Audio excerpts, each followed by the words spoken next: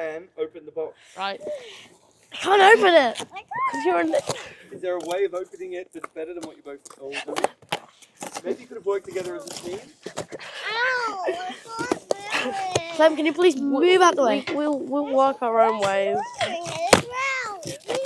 Oh, that worked. Look yes. at, oh, what were you doing there? There was an opening. I was like, hell it.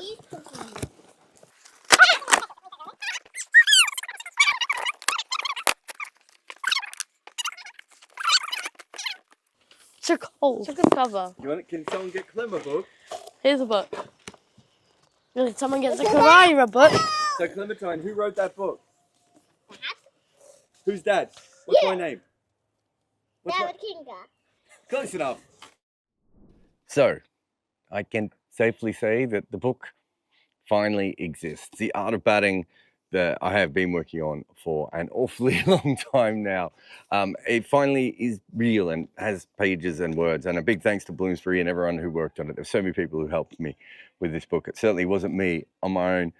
It's one of my favorite projects I've ever done for many different reasons. One, I just loved going through and watching footage of old batters, of talking to old batters, of talking to like first-class players who weren't legends about other players who were legends, and all the different things that we did in the book. It was, for me, it was just a dream to be able to put this together, and I'm so happy. I love the way it looks.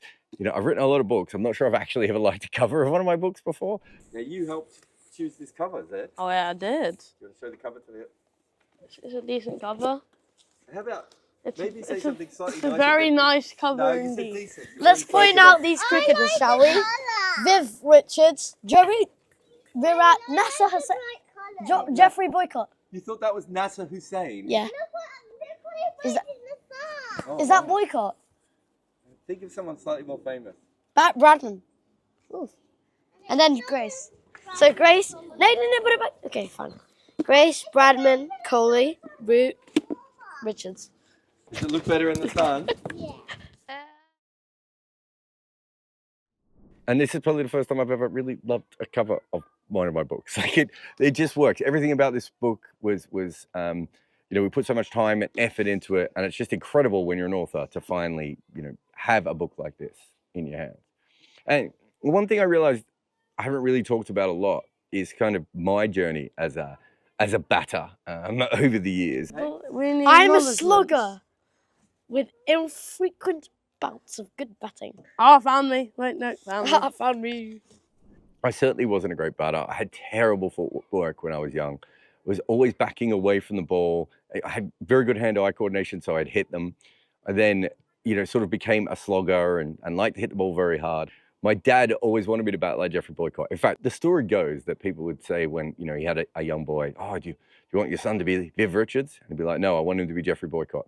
Sadly for my dad, I was a very crap version of Viv Richards, so I probably disappointed him in a couple of different ways there. It'll also be interesting to see what my dad thinks when he actually has a look at the book and sees where Boycott and Viv Richards ended up in the list as well. But I wasn't a massively successful batter by any stretch, but I've always loved the art, and I was probably better at bowling and fielding than I ever was at batting. My first actual bat was from the Kimber Cricket Club, where someone had broken a bat, and so someone went and got a saw and they cut off the end of the handle, and I had a bat. Then as I got into hardball cricket when I was about 7, my dad bought me a bat called County, which was very big in Victoria. People like Dean Jones used to use them. Absolutely loved that bat. I obviously slept with that bat quite a bit. And then as I started to hit the ball harder, it didn't really help me hit the ball very hard. And so I went to the shop and I bought an SS Jumbo. That infuriated my old man because he wanted to be there when I was buying a bat. But that bat certainly changed the way I struck the ball, and suddenly I had a lot more power and I became a completely different player because of that. And yeah, again, slept with the bat. And sleeping with the bat was a pretty common thing for me for quite a few years. And then I got a Gray Nichols Power Spot, partly because I'd used one that the club had and it was so nice and it just felt beautiful. Also, to be fair, it wasn't the most expensive bat in the world, and so my family could afford it. I got that bat and I used that essentially until I broke it. In fact, I think my most impressive thing, and I think it's probably less impressive if you were there, but if you want to know my most impressive moment as a batter, it would be the time I hit 6 sixes in an over with that bat. Unfortunately, somewhere along the line in that over, I also broke the toe of the bat and it was never the same afterwards. from there, I ended up with a Lachlan Fisher bat, which was another bat maker in Victoria. So a lot of great players, especially from Victoria, have used his bats over the years. I unfortunately had the worst Lachlan Fisher bat in the history of Lachlan Fisher bats. It just didn't work. It just didn't do anything for me. While I had that, I ended up buying another bat from a friend, a GM Maestro, and that one absolutely flew. It was a little bit lighter. I like a light bat. I like to swing it around like a madman a little bit. And I brought that bat to the UK. It actually has like a clean skin cover on it, so you can only see the logo on the bat. It's a lovely piece of wood. But when I came over, I realized that there were lots of bat manufacturers that just made bats, and they were like test quality bats, but you could just go to the store and buy them. And so a friend of mine said he thought some of the best bats in the country were made in Nottingham by someone called Charlie French. So I went and bought myself a Charlie French bat, and it was a whole different world. Like all the bats I'd had, they were absolutely great, but the Charlie French bat just felt proper and incredible.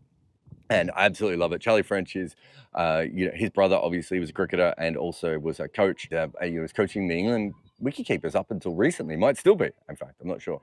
But it was just a dream of a bat. But at the same time, the Hawk Company gave me one of their bats, and their bats are incredible too, but much heavier and just like there was just a lot going on, and it actually made me bat like more of a normal batter, although I still found a way to slog with it for a little while. And those are the bats I've been using for years. Very rarely do I use the Hawk bat, but I brought it out again recently because I wanted to bat more sensibly, and the heavy bat stops me playing stupid shots.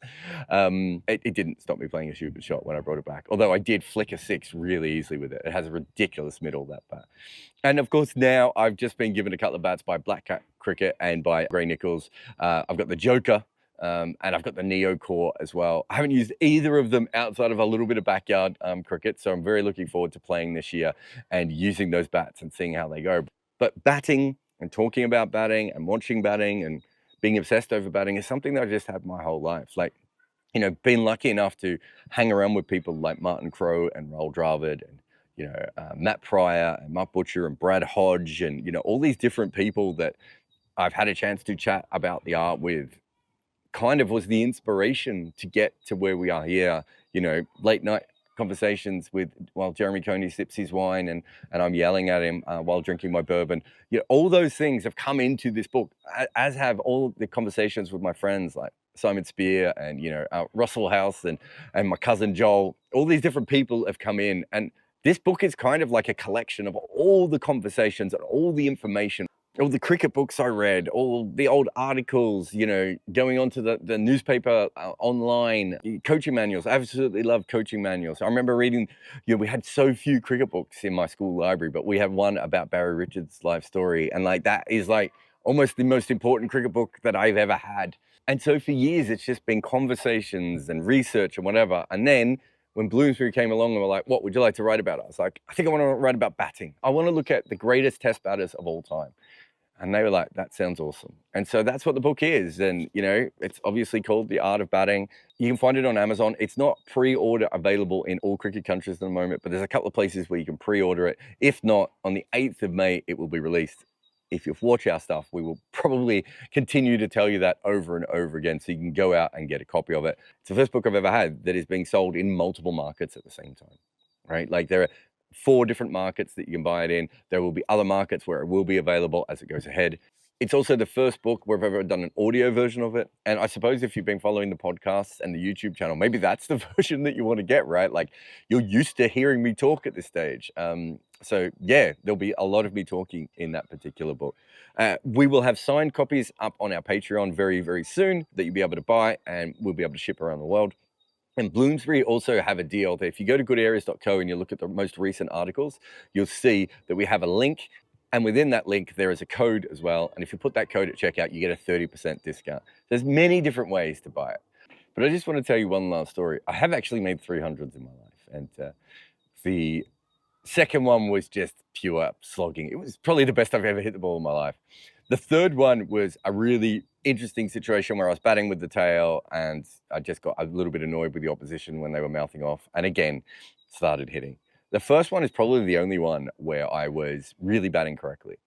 And at that stage, I'd made about 10, 11 50s, and I'd never made 100. But not only had I never made 100, I'd never scored a single run after making a 50.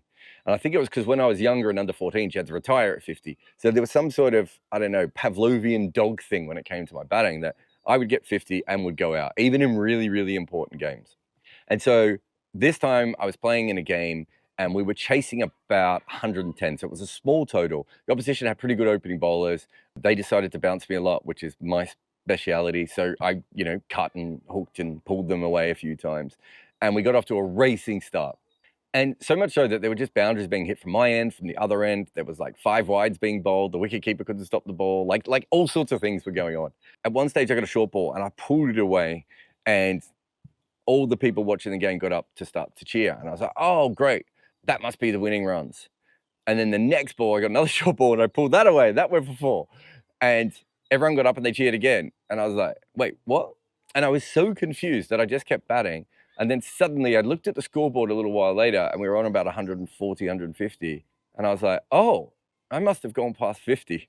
And so that was the day that I went on to get my first 100. And the only reason I got my 100 is because I accidentally tricked myself.